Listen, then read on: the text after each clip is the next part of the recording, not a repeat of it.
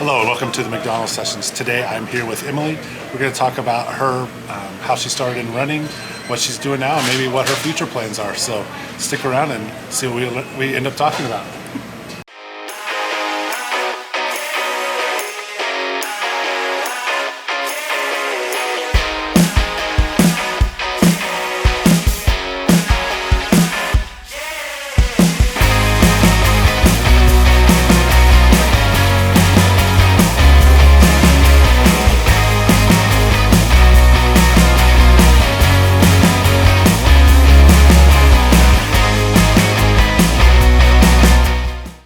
Okay, I'm here with Emily, and she's kind of getting a crash course on video making.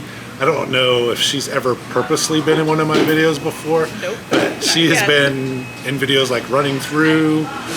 Sydney said that there's been videos where I've been behind you guys, and you guys didn't even know who I was. Absolutely. So there's been a ton of people that have said, hey, I was in this video at Longview, and it was one of my first times running, and you just happened to film me. So welcome to the actual video where you're on purpose and where you're actually being here on purpose. So let's talk about first what you did in high school. Did you do any running? Were you an athlete? Anything like that? I actually started out freshman year cross country, and I loved it and made some really good friends there, and would have carried on after freshman year. But I got pregnant between freshman year and sophomore year and lived for 9 months in El Dorado and would have happily tried to do cross country while I was pregnant, but the heat just made it too difficult. Right. So that paused my running journey to a degree there. I think that would. That'll do it.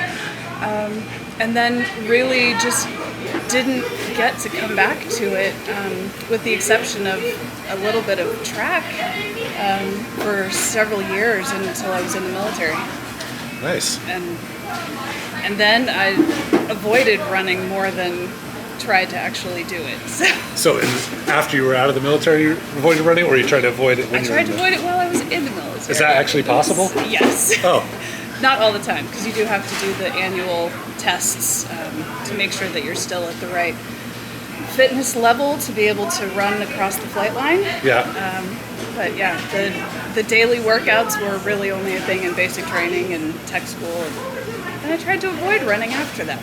I had someone tell me, it might be someone that's going to be in one of these videos before, it might be someone else, I don't know who told me, but they said they ran 50Ks all the time. It might have been infantry guys, but I, was all excited that I ran my first 50Ks. Like, oh yeah, we do that on Tuesday for fun. Oh no. Yeah. Fortunately, no. So once you got out of the military, then we'll just skip to that. So what did you do after that? Well, my dad is a runner. He lives in England. So when I got out of the military, I moved to England because I didn't want to just come back to Kansas City right away. I thought I'd do something different. And I moved to England thinking I'll do my degree here and then see what happens. And every now and again, my dad would wake me up in the morning and say, "Are you coming for a run?" And I think, I don't want to. But I did sometimes. And the more I did, the more I liked it to a degree. It took a while before I felt like, okay, I can run 3 miles and it's no big deal. And it was very hilly, and I didn't do it with any kind of consistency, especially after having wedding and getting pregnant with my first daughter, and it was too difficult schedule-wise to try and make that work. In my opinion, at the time, I didn't know how to just make it part of life. So it took a while before running really came back to me and felt like a natural thing.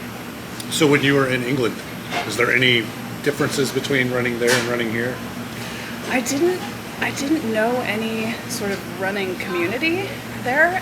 The only sort of runners I knew about were when they would do an annual 3-legged race in my dad's village, and it was very charitable, and you'd be strapped to your partner and probably dressed up in some sort of costume, and they would do a circuit of the village that went through 7 different pubs. Every person had a pint at each pub along this route, and had a very good time and raised a lot of money, and I never actually got to do it. Huh. And I always wanted to, and then they stopped doing it when I actually felt like, okay, I'm a runner, I can do it now. I know they have like park runs a lot in England that are kind of, I don't know how it works. I think they're kind of like free 5Ks that happen every week, so I didn't know if you had got a chance to do anything like that. You know, I didn't get to. The first time that I actually did a race as an adult was when I was back here, and it was, oh gosh, the Color Run back in, might have been 2018. I think the Color Run is a very good like entry level race because it's not, I mean, I don't even know how well they really keep time. I don't think that there was much in the way of time, and it was pretty exciting to think, oh, I'm passing all these people who are walking, and that much was fun. And obviously getting messy and being in a pink tutu was silly, but it was a good time, and it was a nice introduction to it. But I remember somebody saying that it wasn't the kind of race that runners really compete in a chip time kind of way, and I thought, okay, well, that takes the pressure off a little, so it'll just be for fun. Yeah, I mean, it's a good way to start and say, this is kind of what a race is like. I mean, I don't know. I don't feel like you have to worry about your time anytime. I mean, it doesn't matter how fast I run. I'm always like kind of in the middle because there's a lot of guys in my age group that are just super fast. I don't know if I can ever catch them. It has to be such a small race for me to have like a chance to even place. So I did a Color Run too. It was one of the first real runs that I did, and it's publicized so much. Yeah, you can't help but see it. There's so many people, and it's fun. Yeah. Okay, so you got your first Color Run in. Yes. And then what happened from there? Did you get hooked, or did you kind of take a break? What? Well, I wasn't hooked quite yet. Okay. Later that year, I decided to sign up for Gobbler Grind 5K. Right. Because it was so close to where I live. I live not far from Corporate Woods. And I thought, well, that's handy. It's so close. I wouldn't take any concerns about parking and things like that, so I'll try that. And I did it, and it was fine, and I enjoyed it. I thought, okay, this is good. I think I can do this. And I decided, I think I'll sign up for a 10K next year and see how that goes. And I did, and as I was training for it, I remember having a conversation saying, wouldn't it be fun to do a 5K last year and 10K this year and a half marathon next year and full marathon the following year? That's how it starts. Not thinking I'd actually do it, just as like a New Year's resolution that nobody really actually does very often.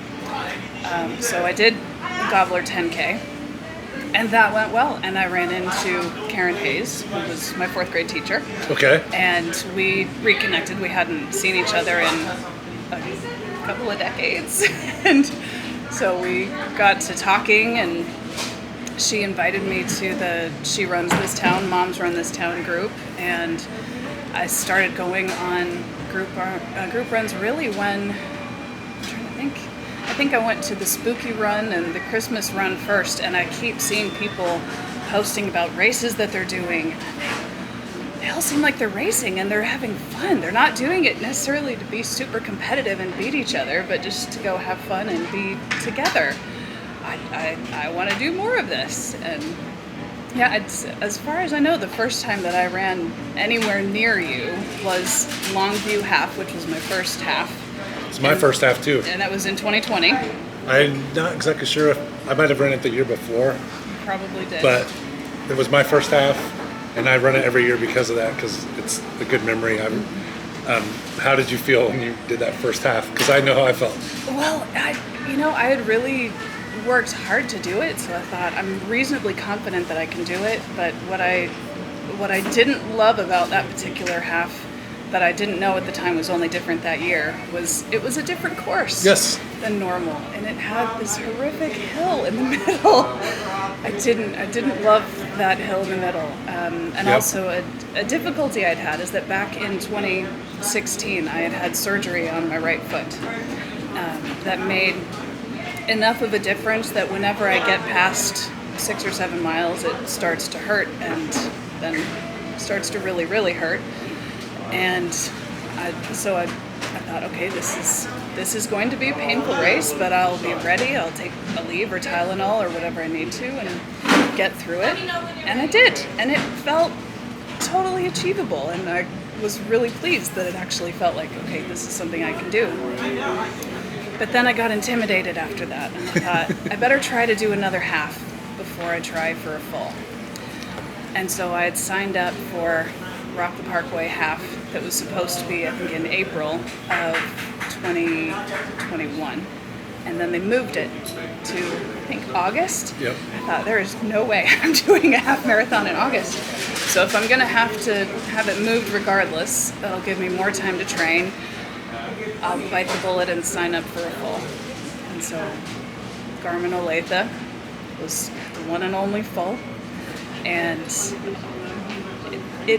I did it, and I did it not in my A goal. I beat my B goal, and I thought I just need to get through the pain, and it was horrible. It was really horrible, and was switching back and forth between painkillers that seemed to be not touching it, but I'm sure that they did do something, just not anything noticeable that I could feel. So it was a long, painful race, and Sydney had run Longview that morning, knew how nervous I was, and drove out and met me at the end, and I near enough collapsed into her because I just couldn't walk on my right foot anymore. It was done. Yeah, I ran that marathon this year, maybe, and it was. Yeah, you did. We came out to cheer. I can't remember. It like all runs together. So, I have a. I don't even know if it's a goal or a rule, but I kind of don't want to run the same marathon twice because it's so hard and it's so long. And it's so long. I don't know. I mean, I'm not that fast at it anyway, but it's hard to, when you're at the start, it feels so far, and then to do something so far that's so long doesn't sound fun, even though I've ran the same 50K a few times. But for some reason, the marathon is just different. It is different because you don't necessarily plan on walking, whereas I think with an ultra, you sort of have a mental, I know I'm going to be stopping at aid stations, I know I'm going to have to potentially walk some. Yeah. But the marathon, you're running. I walked in the marathon. I walked up hills in that neighborhood coming out of the Shawnee Mission Park kind of area. Yeah. And that was the only part where Up by 10 Highway. And I thought, I'm okay with walking up this hill because running up this hill isn't going to happen right now. Do you run over an Indian Creek a lot? Like kind of along the course? Because I run that area all the time, so I always think of that race. Gobbler Grind Marathon goes that same way down in American Nazarene, so it's like I see those, especially when I'm running short, it's kind of cool to run somewhere that you just felt like you were going to die and can just kind of run through it. Absolutely it is. And that was one of the things about when I was training. I would run that area a lot just because I would get dropped off sort of 10 miles out and run home or run to Leawood Park or something like that, just so it's a straight shot. I like that too. Yeah. I did that a few times where I would start in Olathe, run like 16 to like row and like over there. I like not having to see the same thing. It's really hard. I mean, since you live over here by Corporate Woods, the races where you run like loops. I don't like that and then even it's hard because you're coming back and you're like, I could just stop right here. I mean, it's already. I don't know if you feel like this, but every race is hard. Every run is hard. Even if it's 3 miles, I'm still kind of dying. Still working for it. Yeah, so it's so mentally hard to just keep running, right? Especially when that finish line's right there and you're just like supposed to go. I don't like that at all. Oh, for sure. Well, I remember when I did the Corporate Challenge half earlier this year that's at Shawnee Mission Park, and if you've ever run it, I haven't. I don't advise it. Is it the loop like around kind of the dam a little bit? So it like goes. That circle? It does go partway around there, and then it has part of the course from the Garmin Olathe Marathon. Which I didn't realize that was part of the course. So then as I'm running along this, I was having all these awful flashbacks from when I did the marathon. I thought, I remember being in pain right here. It was awful. But the end of that particular half is all uphill, the most painful uphill I've ever experienced. a lot of my long runs were, where the Garmin soccer park is, right there. We'd start there and run towards the Kansas River and back. So it'd be like a 20-mile run, and then that hill at the end was like, Regretting life choices. yeah. I mean, when I would really run far, I probably never ran up it ever. I walked it every time. I mean, if I ran short enough, I could do it, but if it was far, never. Yeah. It's hard. It's such a mental battle trying to do big, painful hills when you're doing a long distance, especially. Yeah. So you said you ran one marathon. Yes. Never again. You're never going to run a marathon Never. again? I can't do it to my foot. It's too much. I'll do all the halves and the 10Ks. I think 10Ks are my favorite. It sounded like a half might be your favorite. But. No. 10Ks are better for me just because I don't need to prepare and have That's or true. anything with me. And just knowing, I know I can knock this out in an hour. And I had a goal earlier this year of I really want to try for a sub 50. And I was 12 seconds off at Plaza 10K. Oh, okay. I have to keep trying harder. But Sydney actually helped me get to a goal earlier this year in Rockland Parkway half. Last year, Karen Hayes, when she did the Loggerhead half, she was going for a sub 2. And she did it, and I got to be there for it, and I got to see her do it, and it was so awesome. And I know she'd been chasing that for a really long time. And then earlier this year, Sydney did a sub 2, I think in Arizona. I'm not entirely sure, but she had traveled somewhere to do it, and she had such relief on her face in the pictures when she had done it. She just flew and thought, I really want to try for it. And sure enough, Rock Parkway was the one to do it. I think it was like 1:57:02, which was within a couple seconds of hers. Yeah. Well, that worked out nicely. That's awesome. Yeah. I haven't run for time for so long. Like, I think my best half was like 2:03. Nice. And then after that, I just haven't tried. Like, even when I'm with Katie or Sydney, like, they probably all get mad because I don't care about the time as much. I mean, I'm trying to get done so I can be done. Yeah. But I don't care about my time. I just haven't cared about my time for a long time because I've been trying to run. The distance. Yeah, farther, not. Even when we're trying to run farther, I would like to be done Sure. by a certain time too. So you tried a marathon. Yes. You know you could come with Sydney and I and run ultra marathon, and you don't even I have to could run. not. If I could walk for a lot of it. Well, I walked for a lot of it. I would consider that. When I ran the one in the fall, it was so hot. I walked probably the last 8 miles. Gotcha. 'Cause Was it- that Ultrapalooza? Yeah, That was so hot. it was so hot, and I didn't care. I mean, I never felt bad. I Yeah. just wasn't going to push myself. Like, I was watch my watch and see where my heart rate was, and if it got anywhere, I just stopped. And then eventually, I was just like, I'm just going to walk it. I got all day. I didn't have anything else to do. Nice. So it was really nice at the beginning.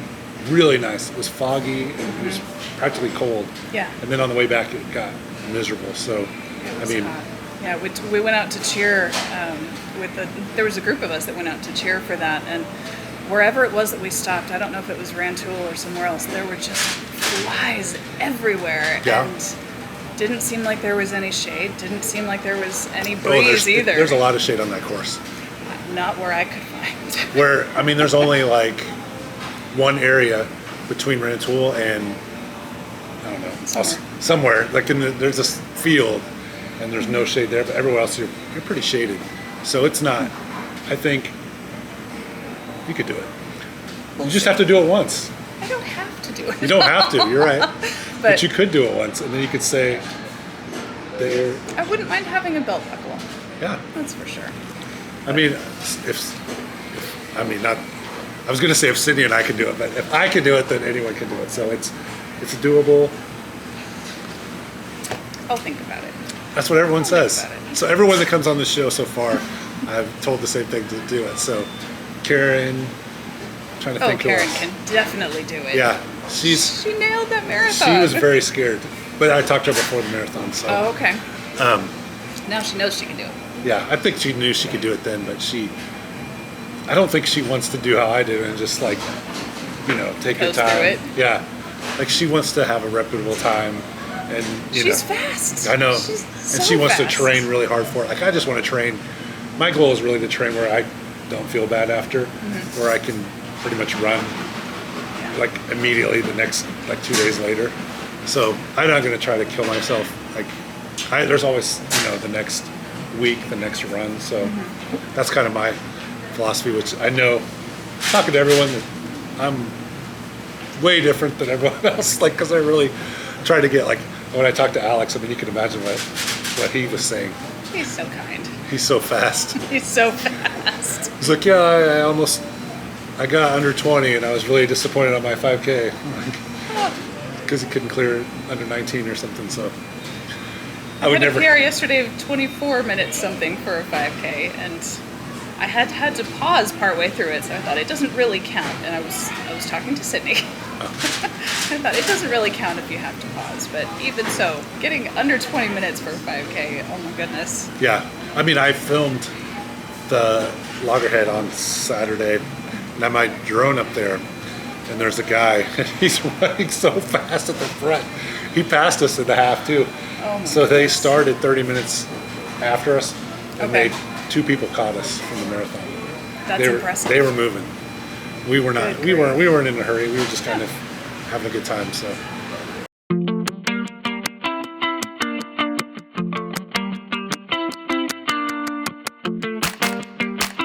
Okay, so we're back, and we were just kind of talking a little bit. So we had a question for me, and Well, I was asking, how did you get into doing filming and become Clint is a Tall Runner? so a few people know this. I didn't have I don't have a ton of subscribers really still, but at the very, very beginning, my channel wasn't even called Clint is a Tall Runner. It was Clint is a Terrible Runner, because I was so slow. And a few people talked me out of that, probably 5-6 videos in. So, everyone's like, if you are a runner, then you're a runner. So it was one of the tunnel races, Okay. maybe the Groundhog? Jingle Bell Okay. one. And in that race, they had this Christmas section that you ran through in the tunnel. I was like, that would be so cool to film it. So I just filmed going into the tunnel, and I filmed that part. And that's really, I got a GoPro, and I was like, this is kind of fun, so maybe I should just do this all the time. And so then I started doing it, and I was watching Todd Chandler and Jason Silver's, both of their channels before, because I didn't even know kind of what some of the races looked like. It wasn't like I was trying to copy them, because I felt like they were so far ahead on their videoing, and Jason, he loves to talk to other people, and I really will talk to people, but I mostly focus just on myself. He will talk to strangers and kind of get stories from other people, and I don't do that unless I'm start out to do that. Yeah. I just kind of make it my journey as a slowish, in the middle kind of runner, and try to show what I am seeing and what I think other people experience in their races. So that's kind of my philosophy.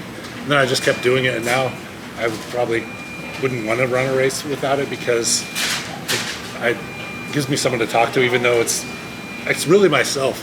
I'll look back on the video, and I won't even remember, on the half marathon on Saturday, I didn't remember all the stuff that we did. Sydney and I sat on the bench and recreated that, and then when I did my interview with Brandon, he's doing impressions of me, and I didn't even realize it until I started editing it.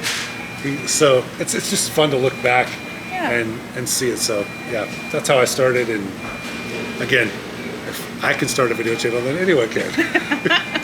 Because I definitely feel weird about it, because when you could go to that half marathon, and there's probably 7 people in my age group, and I was probably 7th.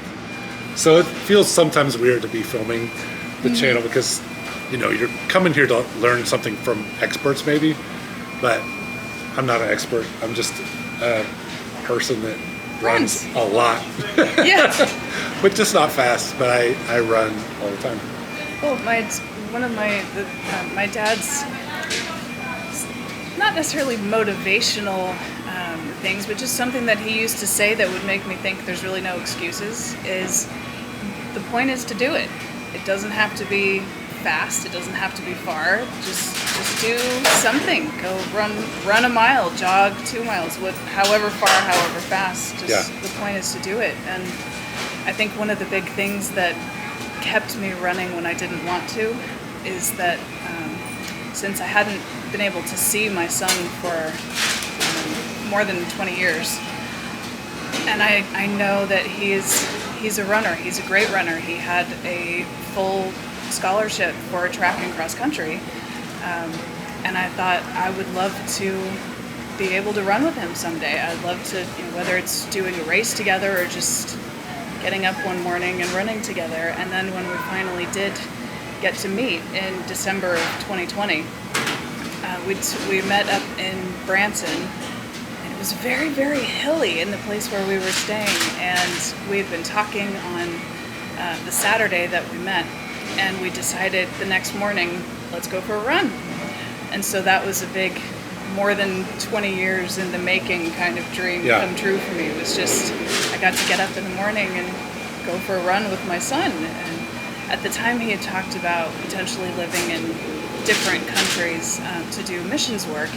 And I thought, okay, well, if you're going to live in different places, I'll just have to come and visit you, and why don't we try and do a race in each place that you live? So hopefully that can happen someday. That's cool. I mean, I always think about, when you can run, you can do a lot of things. I mean, that gives you the opportunity. I mean, it's almost Black Friday, so if you wanted to go shopping all day Friday, because you run, your legs will be able, people that can't go to the store for very long. Yes. So, I mean, if Cindy and I said, hey, do you want to go do this obstacle course race? Did you do one of those, the one in Bonner Springs? I haven't done an obstacle course. If we asked you to do one January 28th, then you could probably do it. Yeah. So, always kind of being in shape, always being ready. I mean, you just never know when you're going to use it. And like you said, it's not even, I guess running is a skill, but it's more of a mindset. Mm-hmm. Like, everyone wakes up do you run in the morning a lot, or? Yes. So everyone wakes up in the morning and looks outside and doesn't want to do it. It's too cold. It's too early. It's too dark. Yeah, it's too dark. Like, when your alarm goes off, sometimes it's just hard.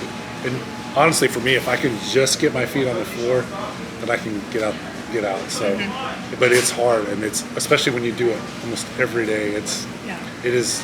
But then the feeling if you don't do it compared to the feeling if you do. I mean, I don't know about you, but I get really disappointed in myself if tomorrow if I'm supposed to run and I, for some reason, sleep. Don't. Yeah, that really bothers me. It'll bother me the entire day. But if I can get it done, get my drink McDonald's, then I'm really proud of myself.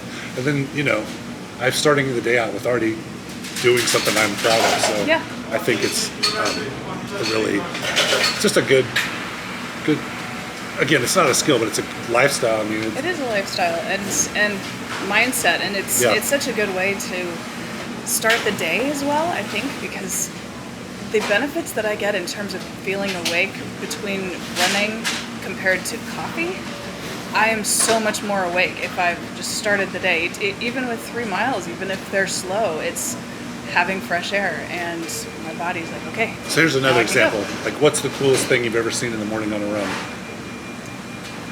Oh, that's a good question. I've seen a lot of deer. I've seen coyote when I was running with Sydney. How close are the deer? Within a few feet, I think. Not That's far at all. True. I mean, you see, and then like now you're going to start seeing Christmas lights all the time when you run in the dark. Yes, absolutely. When Halloween, you see Halloween stuff. Do you run in the snow and stuff? I do run in the snow, and one of the dorkiest things that Sydney and I did last year, we realized this one morning when we did our weekly Duck Donuts run that the snow or sleet, whatever it was that was coming down, was just stinging our eyes horribly. And I thought, I'm going to be ready for this next time. And I put 2 pairs of ski goggles in my car, and the next time it was like that, we both ran with ski goggles.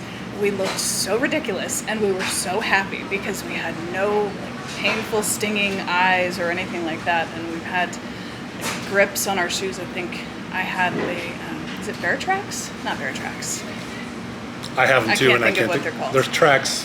Something like that. Yeah, I have those too, but I know what you're talking about. Yes. And I think this is another thing, is the times where the weather's bad or things go bad are like the ones that you remember. So like, oh, for sure. you're out there and all of a sudden it starts raining and there's no rain in the forecast. Those are the runs you remember. If you fall down, I've fallen down on ice before. I remember that. Yep. So, or when the lightning storm gets really close to you and it feels like it's going to hit you, you remember that. So my longest training run for the marathon, my 20-mile training day, I had started out at my daughter's school and did, I'm trying to think, an out and back of 4.5 miles, so there was 9, and then I needed obviously 11 more, so went the opposite direction on the trail.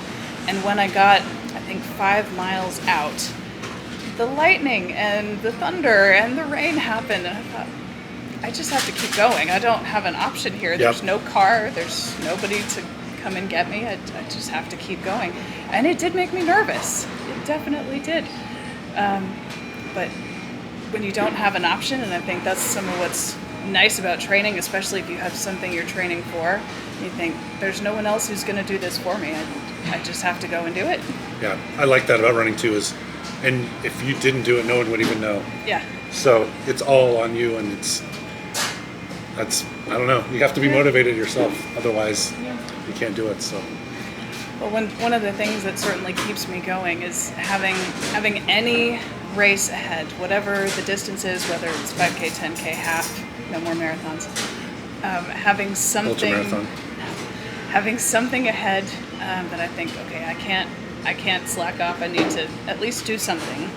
It helps, and having our early Thursday Duck Donuts runs just for any kind of conversation. It feels like it starts the weekend, even though it's a Thursday morning.